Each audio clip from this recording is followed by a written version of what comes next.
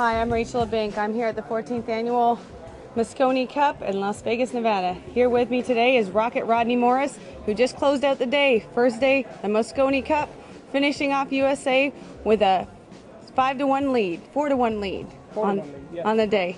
So what was it that made you just shine in your last match?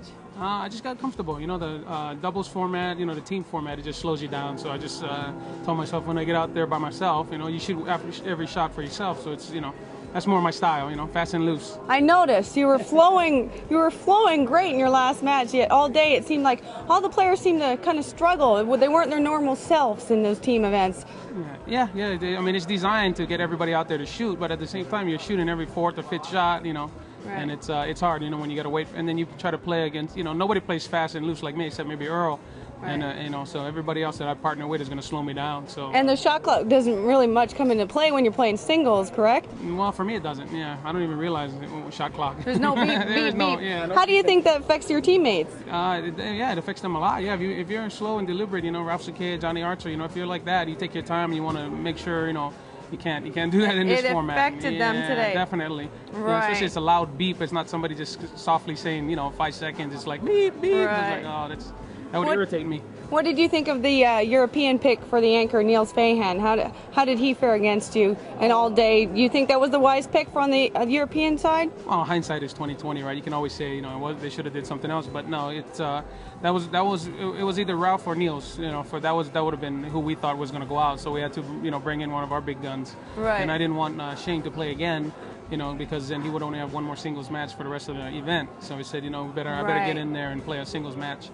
And that was it. But at the same time, we needed a win. You know, and every time we need a win, you know, they know who to call on. Right, right. They changed the rules big time this year. I mean, they went from 6 players to 5, and they made you guys break to where 3 balls have to cross the head string. Did that come into play at all with you throughout the day? Yeah, definitely. You know, we gotta hit them harder. You know, and then not only that, you can make 2 balls, and if you get unlucky and another ball doesn't pass the head string, you know, because a couple times there I made 2 balls, Johnny made 2 balls, and 1 ball just didn't get by at the end there. So, you know, but at the same time it'll balance out because the other guys will do the same thing once in a while too. Niels did it there one time, so. Right. You know, is your team coaching Corey then how to hit the balls a little harder? Yeah. Well, Corey's had one of the hardest breaks, you know, for years, but he just chose to. He hides it pretty good. Yeah, he can break the balls if he wants. So he just, you know, he's helping us out a lot about how to figure to, you know, get 3 balls, you know, past the side and over here. So it's good.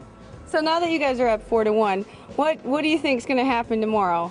Well, hopefully we will end up by tomorrow. You know, we're trying to make it 9-1. So I mean, you want to close them out early. Yeah. Well, I mean, even if we're up 9-1, it's not closed out because we've been down like 4 or 5, you know, matches and came back and won. So you guys aren't going to take your confidence and just kind of freewheel from here on in. No. Every match we're just pulling for the other guys to, you know, play good and you know, right. Because we know that no matter how bad you play in one match, you know, the team is going to need you sooner or later. Okay. The team's going to need you later, so we got to just stay focused. Who would be the #1 player on the European team that you do not want to you do not want to play the most on the European team? Oh, this year, I mean, it's got to be Ralph Sakay, of course. You know, like Mika, Rao, you know, the guys the real, you know, the good players. You right. know, so you were actually happy to play Niels versus Ralph? No, Niels is one of the, you know, he's probably in the top 3 or 4. He played good today. I thought out of the whole day that Niels played probably the best in the team events. Yeah. He's Niels is a solid player, you know, and you know, forgetting that last match that we just played there, you're not going to see him miss any more balls. I mean, forget about that. He just, you know, I beat him a few times. I might have got in his head, but you know,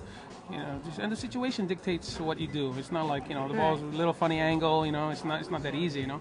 So, did you miss playing with Earl this year in the doubles? Well, it's not over. I might play with him again tomorrow. So who knows? You know? Okay. Well, we wish you the best of luck from Inside Pool News, and you shot awesome today, Rodney. Rocket Rodney, you're great. Thank you. Thank you. Take care.